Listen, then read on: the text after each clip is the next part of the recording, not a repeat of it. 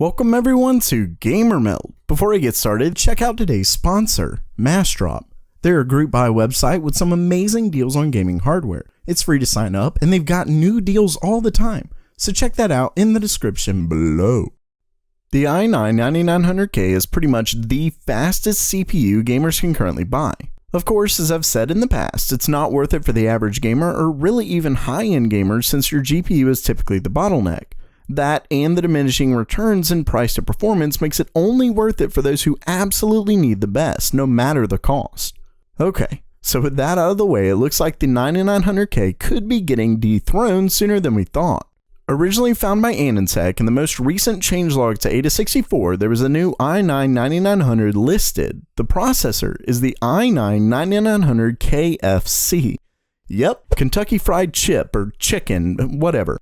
Now, we know the designation K is for an unlocked multiplier, and the F is for the recently added designation that effectively means it doesn't include an integrated GPU. But it's the C that's confusing, and the odd part is that there's already a 9900KF, so the C should be relatively important if it means a whole new SKU is made for it. In the recent past, C meant an improved integrated GPU, but since we know the F means a disabled GPU, that doesn't really make much sense. APISAK seems to believe it could include some EDRAM to act as a buffer between the CPU and L3 cache, but I'm not so sure about that since it typically only helps the integrated GPU. Either way, while Intel may have something up their sleeve to put the i9 at a higher level, I think the real question is whether it comes in original recipe or extra crispy. Next up for today, the GTX 1660 Ti was unboxed on the PC World Bulgaria YouTube channel. And while it was unfortunately taken down, likely due to the upload being a timing mistake anyway, it's still nice to know they're coming seriously soon. Speaking of, the contact who sent me the Best Buy listing of a GTX 1660 Ti did confirm that the card is in fact set to release at Best Buy on the 22nd.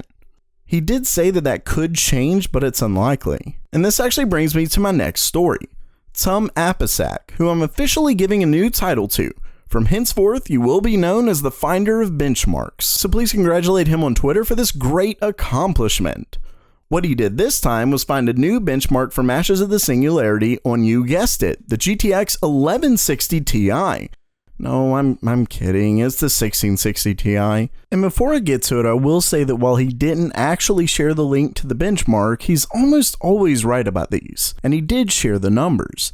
In it, you can see the GPU scored 4,800 points at the 1080p Crazy preset. Now, similar to the recent Final Fantasy XV benchmark, that puts it right at the 1070's performance level.